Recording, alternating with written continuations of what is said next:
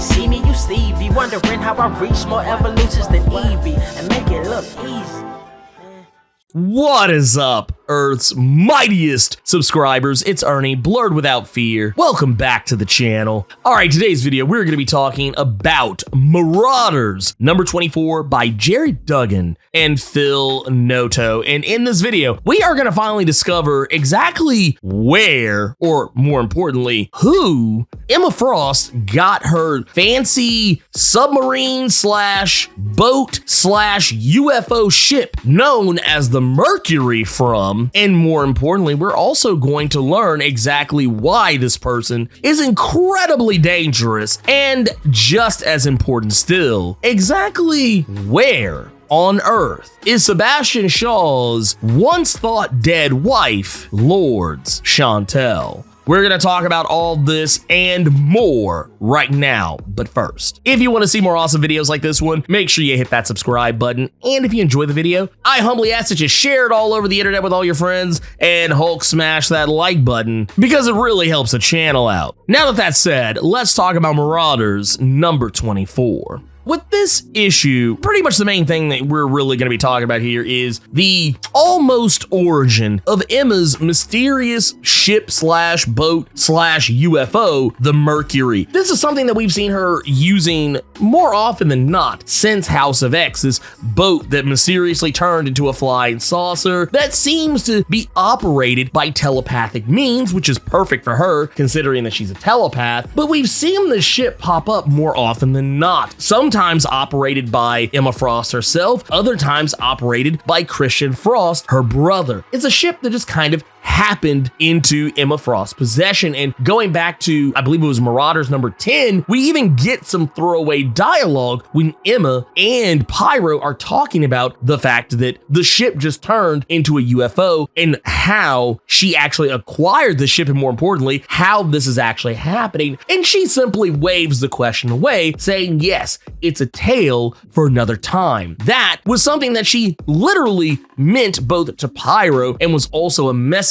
from Jerry Duggan, the writer of this series, to the readers to let them know that, yeah, eventually this is something that will be explained. And in this issue, it is, for the most part, vaguely explained. We're going to get more answers, I believe, soon. But what you need to know is that a new player has entered the field, a character that we have not met before, but is a character who I think we're going to be getting to know very well very soon. And this is a character who ends up trying to land on the spaceport of Araco, but is shot down by Sword Base. And this character's name is Eden Rixlow, a former Nova Corpsman who is, for all intents and purposes, and I'm not just saying this because he's a black man with a mustache who happens to be gallivanting all around space. This guy to me kind of seems like a Lando Calrissian type. And I don't mean the Lando that, saved the Galactic Republic by taking out the second Death Star. I'm talking about the scoundrel that we were introduced to in Empire Strikes Back, a guy who you don't really know whether or not you can trust, and even if you did,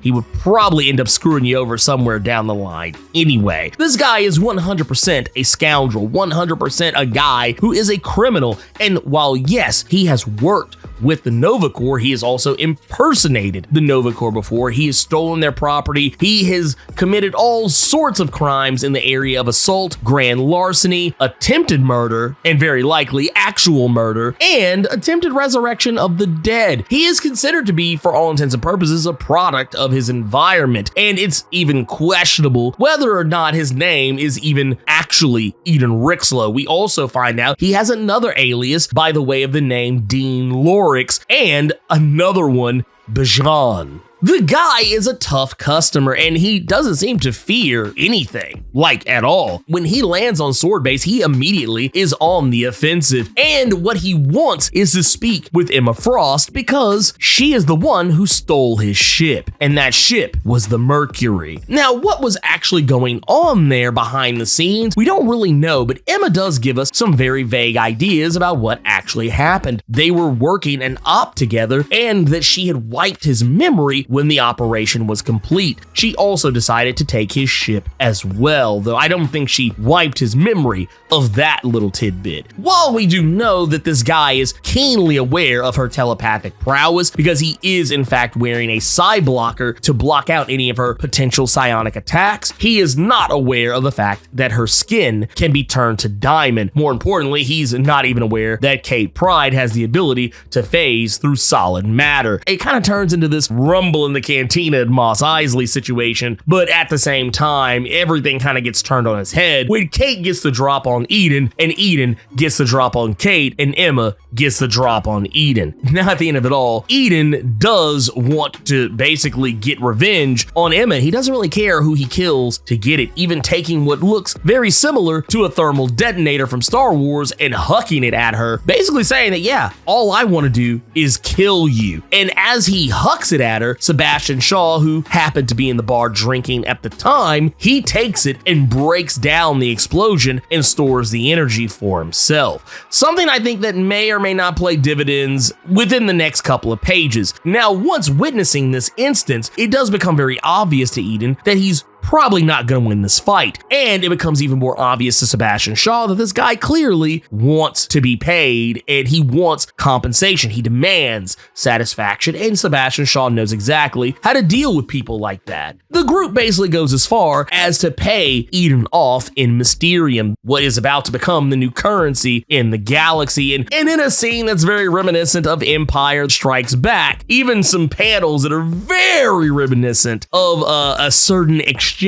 when Lando Calrissian reveals his more villainous nature, we discover that Eden has set this whole thing up, and more importantly, he is not just taking the Mysterium, he's also going to eject the Marauders into space and take the Mercury for himself. In this precise moment, I wouldn't be surprised, even though the fact that Jerry Duggan pretty much says that the Marauders began to die the moment their bodies were sucked into space, and that the freezing void would be no easy death, it does imply that they're not dead quite yet. Something tells me they're not necessarily going to die in this precise instant. I have a sneaking suspicion that that energy that Sebastian Shaw has absorbed, he's going to wind up using this to break free somehow, some way, and maybe allow himself to live just a little bit longer. I don't think they're going to take out a whole side of the Quiet Council just yet, or more specifically, something tells me this is not quite the end for the Marauders. Not that it would matter, they could be resurrected, but still, point of the matter is, I don't think that this is the end of this particular shot right here, right now, because it just doesn't feel like it would be.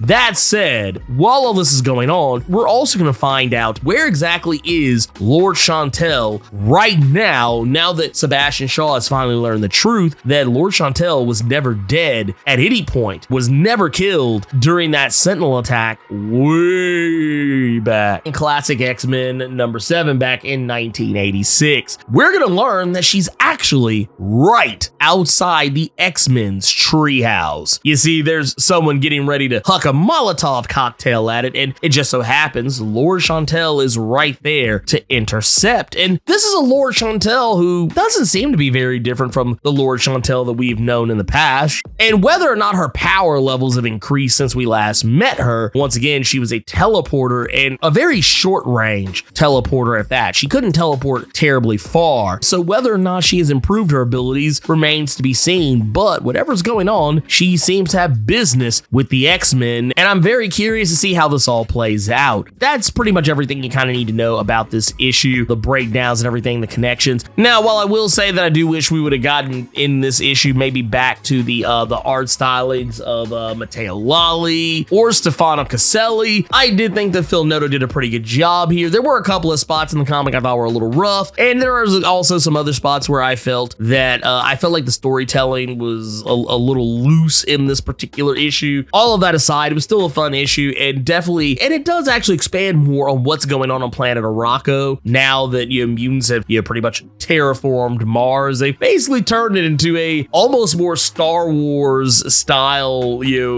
space than just about anything else, where there's parts of it that will remind you of Mos Eisley on Tatooine and other parts that may remind you of Coruscant. I don't know. It's very interesting, and I can't wait to see if it's expanded on even more, maybe in the pages of Sword or even in the X-Men itself. myself, considering they're dealing with some space shenanigans as well. With that said, that was the video. I hope you enjoyed it, and if you did, Hulk smash that like button, and make sure to share this video all over the internet with all your friends so they'll know how you leveled up your comic book big brain in regards to the X-Men spinoff series, Marauders. On your way out, make sure to hit that subscribe button and let me know what you thought about Marauders number 24. Keep it plus ultra and sound off in the comments.